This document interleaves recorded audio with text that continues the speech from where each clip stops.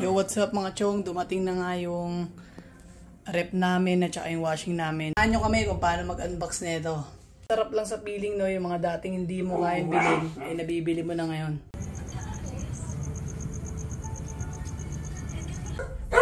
Nga, dumating nga.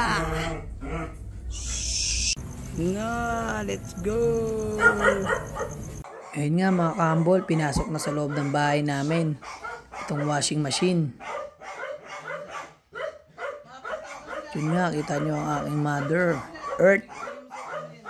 Pasensya na kayo kung maingay ang aking mga doggy. Yun, nakita ko na rin ang washing machine.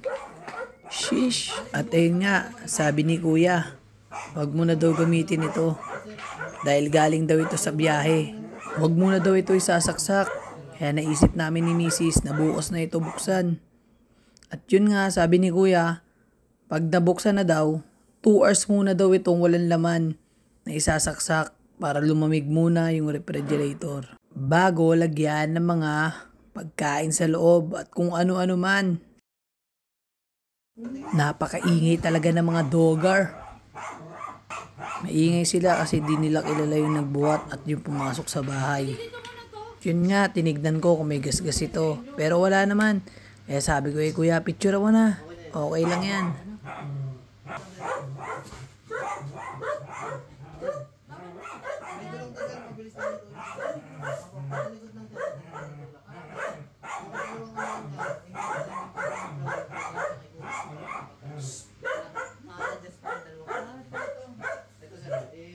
Rar, rar, rar, rar, rar, rar. Sa tenga.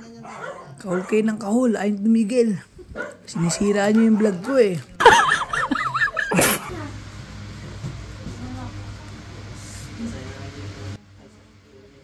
At yun nga, pinapirma na tayo ni kuya at tinignan niya yung isang valid ID ko kung ako ba talaga yon. Parang walang tiwala. Pero joke lang. Protocol kasi nila yon. At yun nga mga kahambol, kita nyo naman yung anak ko. Todo hawak sa bago niyang rep.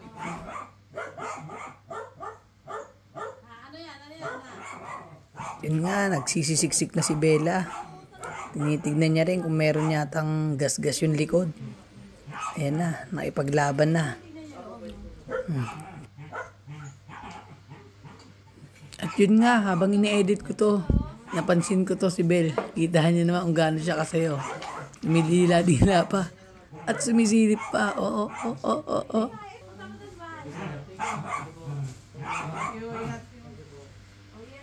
At nilagay ko muna nga dito yung gift certificate ng SM na 400 pesos. Ang sarap sa feeling, no? Pag nakabukod na kayong dalawang mag-asawa, tapos nabibili nyo yung mga gusto nyong gamit sa bahay nyo.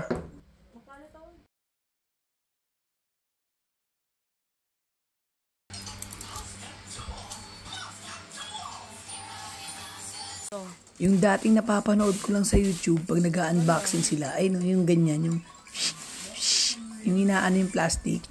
Sarap pala sa feeling. Sheesh!